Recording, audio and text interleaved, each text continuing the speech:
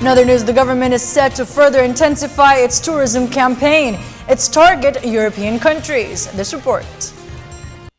Tourism arrivals lost steam in 2013 with a series of natural calamities which hit some of the country's major destinations.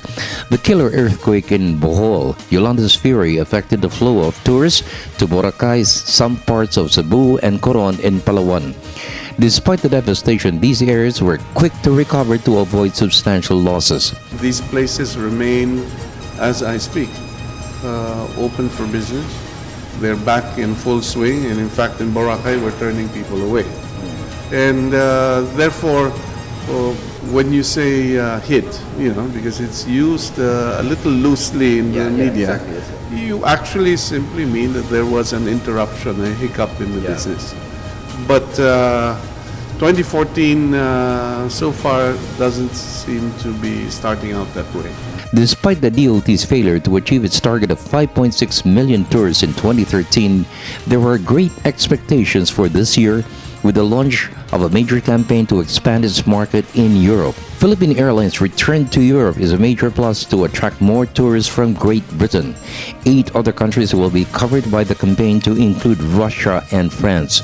Projected arrivals, 250,000. South Korea, China, Japan, the United States are the country's biggest markets, majority of which will visit for the first quarter of the year since this is the peak season. Bullish about 2014 because the offering remains intact.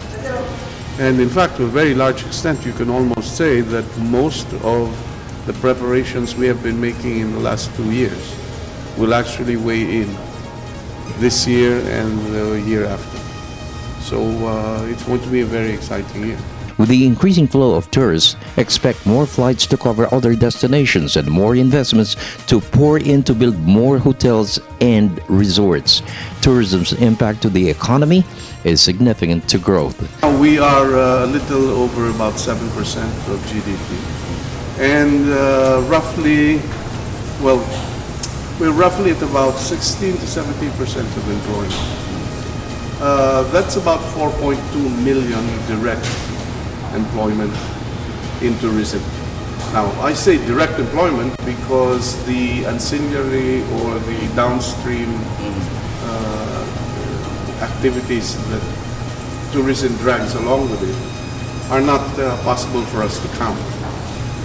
But be that as it may, in 2016 you should be at roughly about close to 10% of GDP and about 18, hopefully 20% of employment, meaning 1 out of every 5 Filipinos will be employed in the tourism industry. For the People's Television Network, this is Freddie Abando reporting.